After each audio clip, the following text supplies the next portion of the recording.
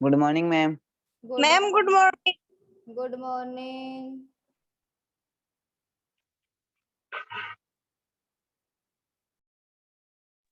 Madam good morning. Good morning. Good morning.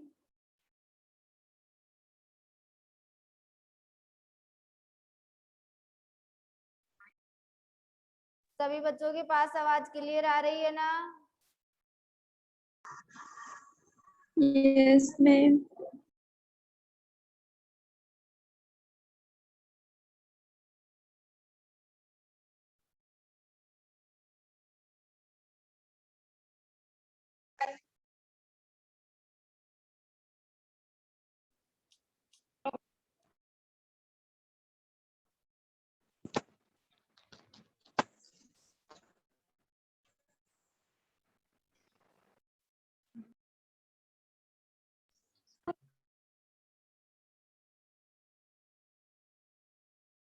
चलो बच्चों, अब अपन क्लास स्टार्ट करने जा रहे हैं।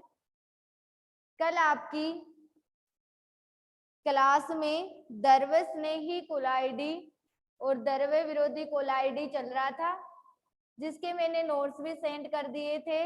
आज उन्हीं द्रव्य स्नेही कोलाइडी और द्रव्य विरोधी कोलाइडी की अपन तुलना करने जा रहे हैं। तो देखो, द्रव्य स्नेही कोलाइडी व द्रव्य विरोधी कोलाइडी में तुलना। द्रव्य स्नेही कोलाइडी व द्रव्य विरोधी कोलाइडी में तुलना। द्रव्य विरोधी कोलाइडी में तुलना। द्रव्य स्नेही कोलाइडी व द्रव्य विरोधी कोलाइडी में क्या पढ़ने जा रहे हैं? तुलना। कल इनके बारे में आप अच्छी तरह पहचान लिए थे कि द्रव्य स्नेही क्या होता है और द्रव्य विरोधी क्या होता है। आज अपन उन्हीं की दोनों की तुलना करने जा रहे हैं। तो देखो, ये तो आपके पास हो गया द्रव्य स्नेही कोलाइडी और ये आपके पास है द्रव्य विरोधी कोलाइडी। द्रव्य स्नेही कोलाइडी और दूसरा कौन सा है? द्रव्य विरोधी कोलाइडी। देखो बच्चों, सबसे पहले अपन कणों का प्रकार पहचान रहे हैं कि द्रव्य स्नेही में कण कैसे होते हैं और द्रव्य विरोधी में कैसे होते हैं।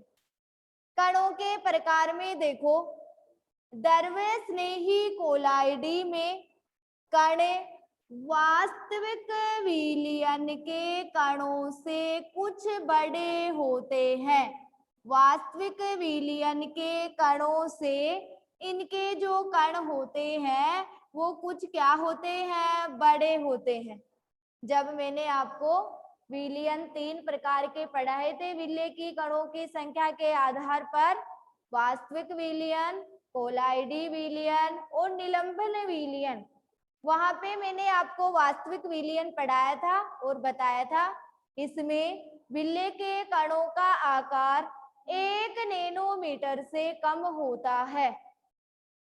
इनको या इनका जो मिश्रण है वो समांगी होता है।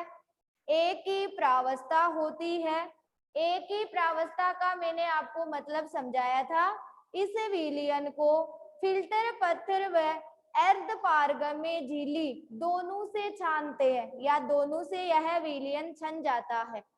ये आपको मैंने कौन सा विलयन बताया था? वास्तविक विलयन। ठीक है, तो इसके कणों का जो आकार है वह वास्तविक विलयन के कणों से कुछ बड़ा होता है। और द्रव्य विरोधी कोलाइडी में अणु झुंड या समूह के रूप में बड़े होते हैं। हजारों अणुओं का झुंड और समूह होता है तो इसके कण तो वैसे ही बड़े होते हैं। तो हजारों अणु या झुंड के रूप में द्रव्य विरोधी कोलाइडी के जो कण होते हैं वो कैसे होते हैं? बड़े होते हैं। अब देखो, दूसरा अपन करने जा रहे हैं विद्युत अपघट्य का प्रभाव, विद्युत अपघट्य का प्रभाव। देखो बच्चों, मैंने कल आपको चीज बताई थी, इसका स्कंदन कठिनाई से होता है और इसका स्कंदन आसानी से होता है। वही चीज यहाँ पे आ रही है। विद्युत अपघट्य की थोड़ी सी मात्रा मिलाने पर द्रव्यस्नेही कोलाइडी पर कोई प्रभाव नहीं पड़ता है। जब विद्युत अपघट्य की अधिक मात्रा मिलाई जाती है तो इसका क्या हो जाता है? स्कंदन हो जाता है।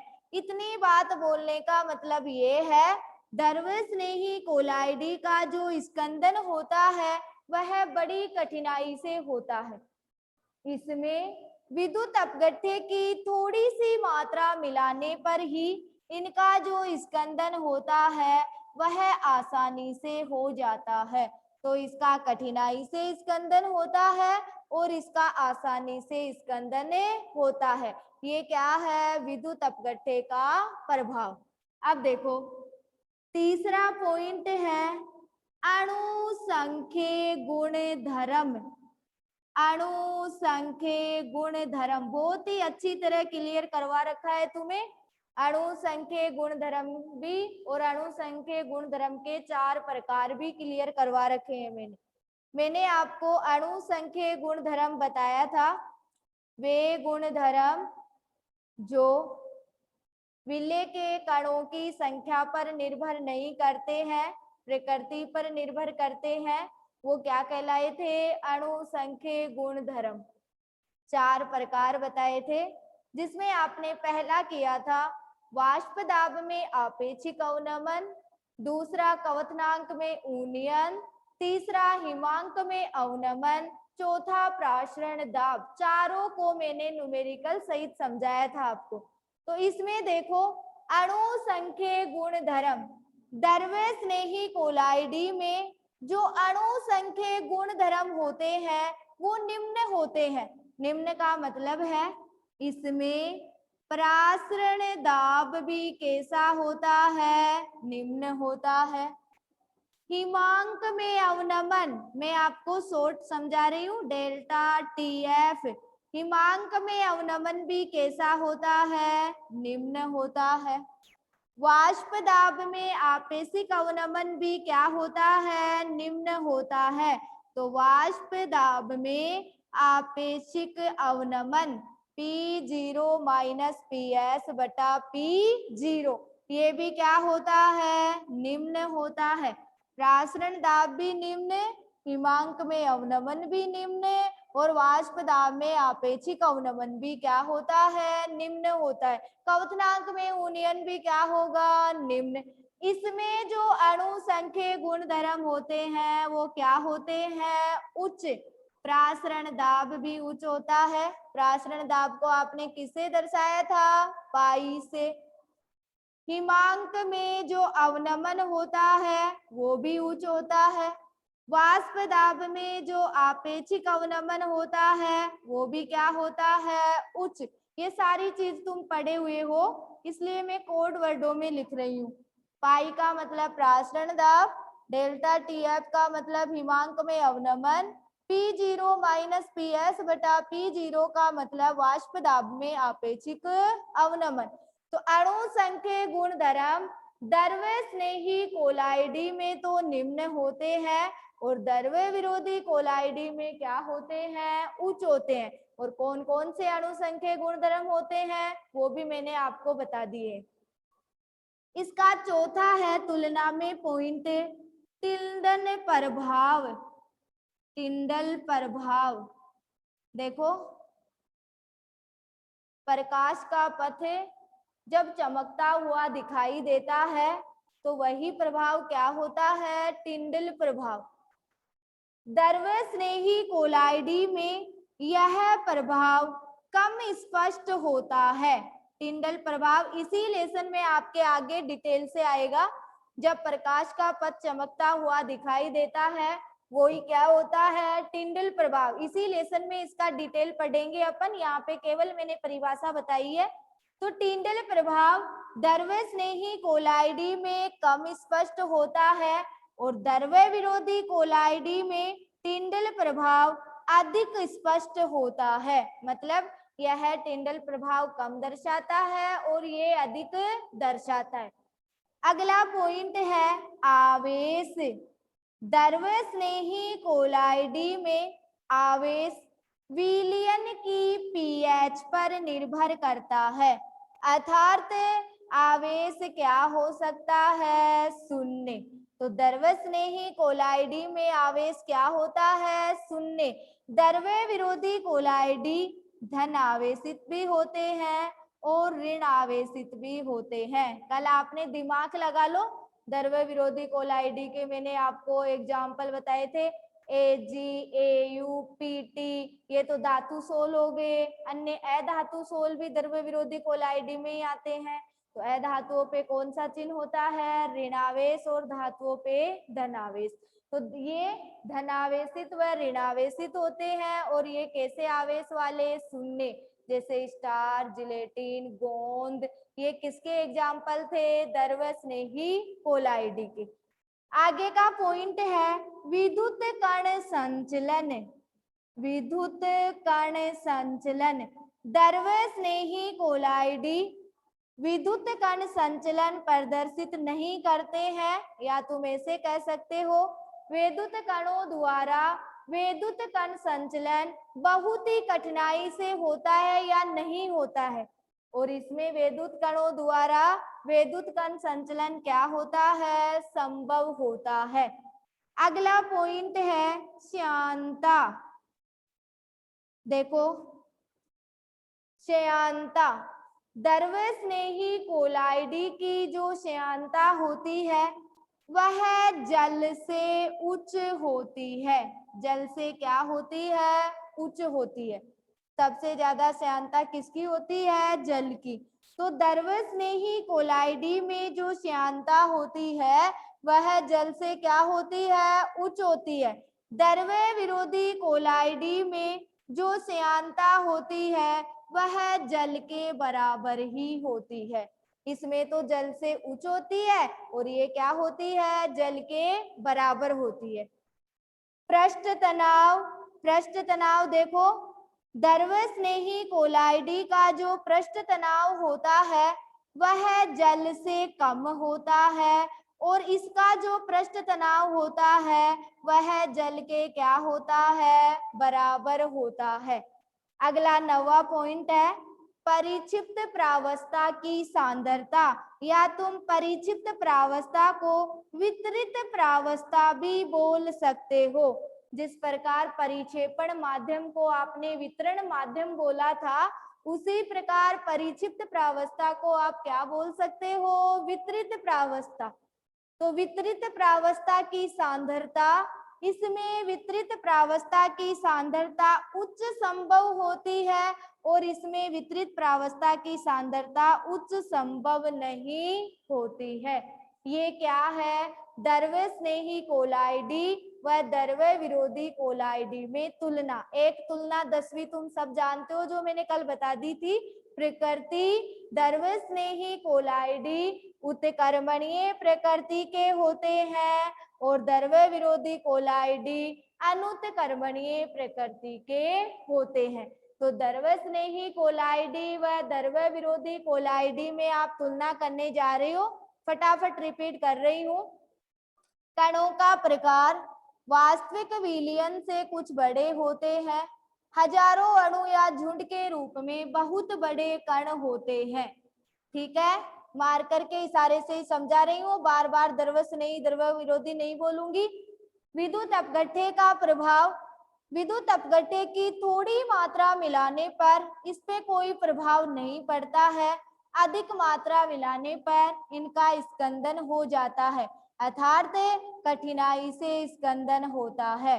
विद्युत अपघट्य की थोड़ी सी मात्रा मिलाने पर ये स्कंदित हो जाते हैं, अर्थात आसानी से स्कंदन होता है। अणु संख्या गुणधर्म, इनके अणु संख्या गुणधर्म निम्न होते हैं, जैसे प्रासरण दाब, हिमांक में अवनमन, वाष्प दाब में आपेक्षिक अवनमन, क्वथनांक में ऊर्णयन भी लिख सकते हो। इनके जो अणुसंख्यक गुणधर्म है वो कैसे होते हैं, उच्च होते हैं। टिंडल प्रभाव कम स्पष्ट होता है, इसमें टिंडल प्रभाव अधिक स्पष्ट होता है। आवेश शून्य होता है, धनावेशित और ऋणावेशित होते हैं। विद्युत कण संचलन संभव नहीं है, इनमें विद्युत कण संचलन संभव है। श्यानता जल की श्यानता से उच्च होती है और वो जल की श्यानता के बराबर होती है। पृष्ठ तनाव, इनका पृष्ठ तनाव जल से कम होता है, इनका पृष्ठ तनाव जल के बराबर होता है। वितरित प्रावस्था की सांद्रता इनमें उच्च संभव है और उनमें उच्च संभव नहीं है। प्रकृति उत्क्रमणीय होती है, अर्थात स्कंदित होने के बाद में इनके अवक्षेप को जब अवक्षेपण माध्यम में मिलाया जाता है तो पुनः क्या प्राप्त हो जाता है, कोलाइडी विलयन। प्रकृति अनुत्क्रमणीय प्रकृति की होती है, अर्थात इनके अवक्षेप को जब वापस मिलाया जाता है तो कोलाइडी विलयन प्राप्त नहीं होता है। ये द्रवस्नेही और द्रव्य विरोधी कोलाइडी में क्या हो गई, तुलना। सभी बच्चों को क्लियर?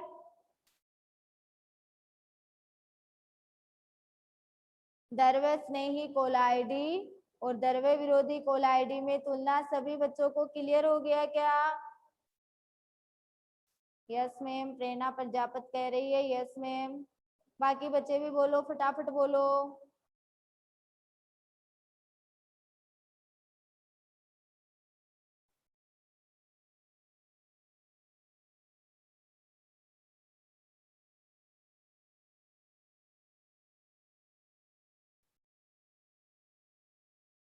फटाफट जवाब दो बाकी बच्चे।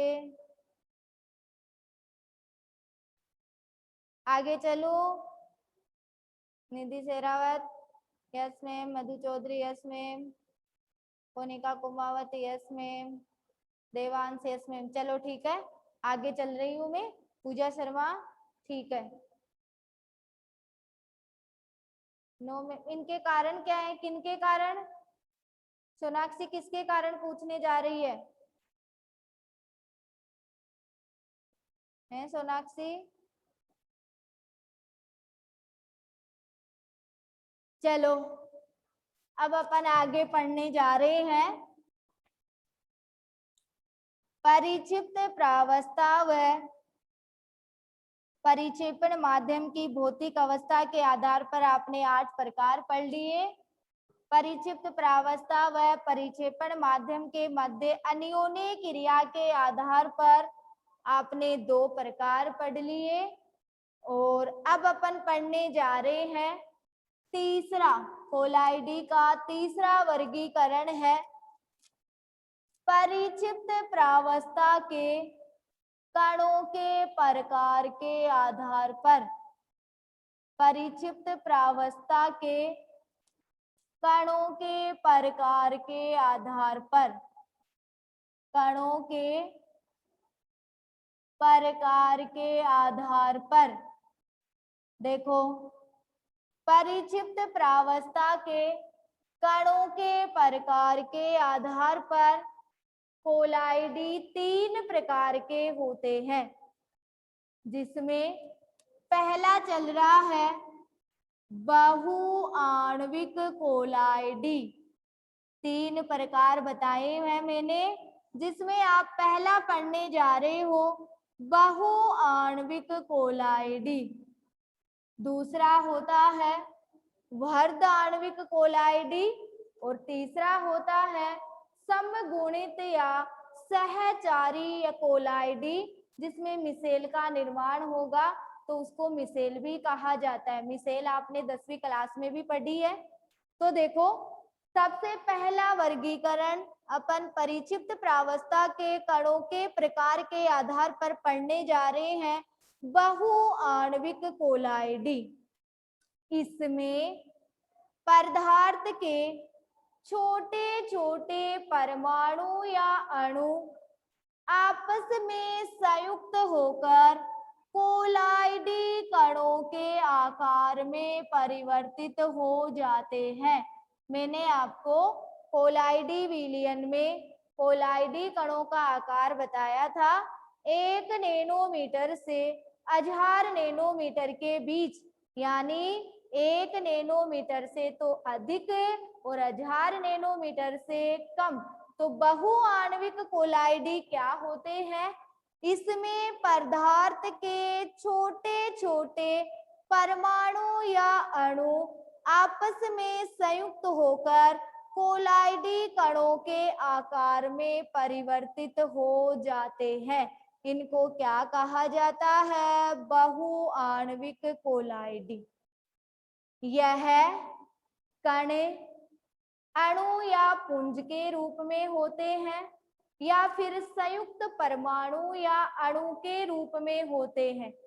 ये जो परमाणु और अणु है यह आपस में दुर्बल वांडरवाल बलों से जुड़े होते हैं। किसे जुड़े होते हैं? दुर्बल वांडरवाल बलों से। यही क्या होता है? बहुआण्विक कोलाइडी। तो पदार्थ के छोटे छोटे परमाणु या अणु आपस में संयुक्त होकर कोलाइडी कणों के आकार में परिवर्तित हो जाते हैं, जो अणु या पुंज के रूप, समूह या पुंज में होते हैं या संयुक्त या परमाणु या अणु के रूप में होते हैं। परमाणु या अणु आपस में दुर्बल वांडरवाल बलों द्वारा जुड़े होते हैं। इसे बहुआण्विक कोलाइडी कहते हैं। जैसे Ag सिल्वर का सोल ले लो या गोल्ड सोल ले लो, AgAu का सोल आदि, ये किस में आते हैं? बहुआण्विक कोलाइडी में आते हैं। दूसरा प्रकार है वर्ध आणविक कोलाइडी। वर्ध आणविक कोलाइडी। वर्ध आणविक कोलाइडी क्या होते हैं? इसमें पदार्थ के बड़े बड़े वर्ध अणु होते हैं, लगभग कोलाइडी कणों के आकार के ही होते हैं। पदार्थ के बड़े बड़े वर्ध अणु होते हैं जो कोलाइडी कणों के आकार के समान ही होते हैं। जब इनको परिक्षेपण माध्यम में ढाला जाता है तो यह कोलाइडी कणों के आकार में ही परिक्षिप्त हो जाते हैं।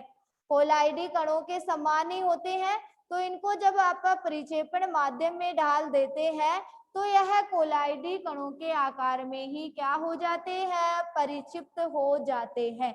यह कोलाइडी अधिक स्थायी होते हैं, अतः इनको वर्ध आणविक कोलाइडी कहते हैं।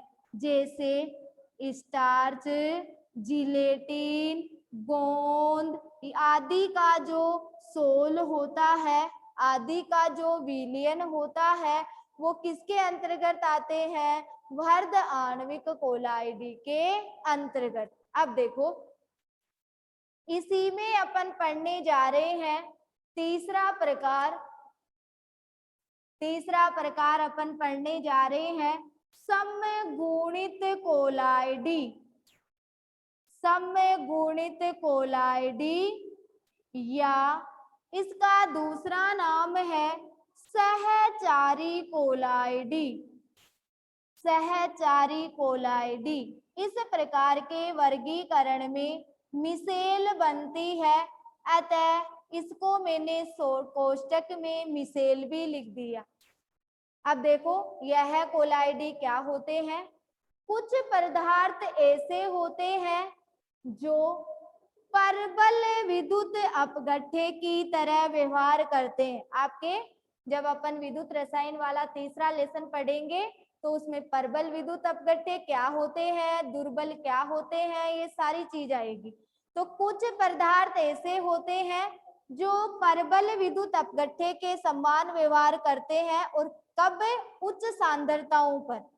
कुछ पदार्थ ऐसे होते हैं जो उच्च सांद्रताओं पर परबल विद्युत अपघट्य की तरह व्यवहार करते हैं, तथा निम्न सांद्रताओं में अणु या पुंज बनने के कारण यह कोलाइडी के समान व्यवहार करते हैं, जिसको मिसेल कहा जाता है।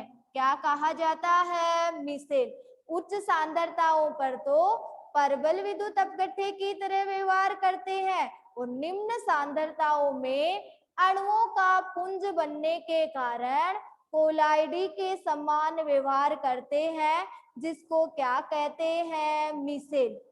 मिसेल एक निश्चित ताप से अधिक ताप पर बनते हैं, जिन्हें क्रोप्ट ताप कहा जाता है। क्या कहा जाता है? क्रोप्ट ताप। मिसेल एक निश्चित ताप से अधिक ताप पर बनते हैं, जिनको क्या कहा जाता है? क्रोप्ट ताप। इनकी सांद्रता एक निश्चित सांद्रता से अधिक होती है, जिन्हें क्रांतिक मिसेल सांद्रता कहते हैं। मैंने शॉर्ट में लिख दिया है CMC, क्रांतिक मिसेल सांद्रता। क्रांतिक मिसेल सांद्रता। तो जब कोलाइडी के समान व्यवहार होगा तो वो क्या कहलाएगी? मिसेल। मिसेल एक निश्चित ताप से अधिक ताप पर बनते हैं, जिनको क्रोप्ट ताप कहते हैं। इनकी सांद्रता निश्चित सांद्रता से अधिक होती है, जिसको क्रांतिक मिसेल सांद्रता कहते हैं। जो अणुओं का पुंज बनने के कारण कोलाइडी के समान व्यवहार हो रहा था, वो ही क्या था? मिसेल। तो वो अणु या जो पुंज, अणुओं का जो पुंज है वो आपस में सहसंजक बल या वांडरवाल बलों द्वारा जुड़े होते हैं, जिसको समगुणित कोलाइडी या सहचारी कोलाइडी कहा जाता है। तो बच्चों ये कौन सा कोलाइडी होता है? समगुणित या सहचारी कोलाइडी। तो कुछ पदार्थ ऐसे होते हैं जो उच्च सांद्रताओं पर परबल विद्युत अपघट्य के समान व्यवहार करते हैं तथा निम्न सांद्रताओं पर अणुओं का पुंज बनने के कारण कोलाइडी के समान व्यवहार करते हैं। ये अणु आपस में सहसंजक बल या वांडरवाल बलों द्वारा जुड़े होते हैं, जिनको क्या कहते हैं? समगुणित कोलाइडी या सहचारी कोलाइडी। और कोलाइडी के समान व्यवहार हो रहा है वो क्या कहला रहा है? मिसेल कहला रहा है। मिसेल का निर्माण एक निश्चित ताप से अधिक ताप पर होता है, जिसको क्रोप्ट ताप कहते हैं। इनकी सांद्रता निश्चित सांद्रता से अधिक होती है, जिनको क्रांतिक मिसेल सांद्रता कहते हैं। शॉर्ट में CMC। जैसे साबुन व डिटर्जेंट किसके एग्जाम्पल है? समगुणित कोलाइडी के। साबुन व डिटर्जेंट यानी अपमार्जक। साबुन व डिटर्जेंट किसके एग्जाम्पल हैं? समगुणित या सहचारी कोलाइडी के। CMC का मान यानी क्रांतिक मिसेल सांद्रता का मान साबुन के लिए 10 की पावर -3 से 10 की पावर -4 मोल प्रति लीटर होता है। साबुन के लिए CMC का मान कितना होता है? 10 की पावर -3 से 10 की पावर -4 मोल प्रति लीटर। इसको तुम यूं भी लिख सकते हो, 10 की पावर -4 से 10 की पावर -3 मोल प्रति लीटर। एक ही बात है, ठीक है। अब अपन इसी वर्गीकरण में मिसेल निर्माण की क्रियाविधि पढ़ने जा रहे हैं कि जो मिसेल बना है उसकी क्रियाविधि क्या है। मिसेल निर्माण की क्रियाविधि सभी बच्चे ध्यान से सुनेंगे, टाइम भी बहुत कम है, मैं इसी का आज पूरा करवाऊंगी, साबुन भी और मिसेल निर्माण की क्रियाविधि भी। मिसेल निर्माण की क्रियाविधि देखो बच्चों, मिसेल निर्माण की क्रियाविधि में अपन एक एग्जाम्पल ले रहे हैं साबुन का, जो सोडियम स्टेरेट है। तुम 10वीं क्लास में भी पढ़े हुए हो सोडियम स्टेरेट। इसका सूत्र होता है C17H35 COO- Na+। ये किसका सूत्र होता है? सोडियम स्टेरेट का। C17H35 COO minus Na+। अब देखो इस सोडियम स्टेरेट का जब अपन जल में आयनन करते हैं तो निम्न प्रकार होता है। C17H35 COO माइनस और Na+ का जब आप आयनन करोगे तो क्या बन जाएगा?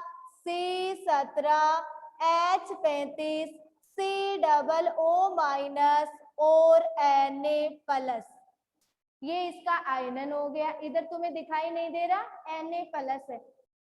ऋणायन, जो ऋणायन प्राप्त हुआ है आयनन से, तो आयनन से प्राप्त ऋणायन को निम्न प्रकार लिखा जाता है। तो देखो बच्चों, आपके पास ऋणायन C17H35 COO माइनस आया है। इसको अपन निम्न प्रकार लिखेंगे। C17H35 को मैं ऐसे लिख देती हूँ, CH3CH216। ये C17H35 हो गया। देखो 16 और 1 17, 16 दूनी 32 और 3 35। COO माइनस को मैं ऐसे लिख देती हूँ, COO माइनस। देखो बच्चों, ये हाइड्रोकार्बन भाग है, हाइड्रोकार्बन भाग है। हाइड्रोकार्बन भाग का मतलब है ये जल विरोधी है, जल विरोधी। यानी जल विरोधी का मतलब है हाइड्रोकार्बन वाले भाग या जल विरोधी भाग को क्या कहा जाता है? पूंछ कहा जाता है। क्या कहा जाता है? पूंछ। ये ध्रुवीय भाग है। ध्रुवीय भाग का मतलब है जल स्नेही भाग है। जल स्नेही का मतलब है सिर। जल स्नेही का मतलब क्या है? सिर है। मतलब ये तो पूंछ है और ये क्या है? सिर है। इसकी तुम संरचना बनाओगे CH3CH216 COO माइनस की। तो देखो बच्चों, CH3CH2CH2 ऑर्गेनिक केमिस्ट्री में आपने आबंध रेखा सूत्र पढ़ा है, सबको आता है। 4 5 6 7 8 9 10 और ये 11। दिखाई नहीं देगा तुम्हें? चलो मिटान के मैं इधर बना देती हूँ। यहाँ पे देखो, ये तो जल विरोधी पूंछ है, C17H35 की बना रहे हैं। CH3 1 2 3 4 5 6 7 8 9 10 11 12 13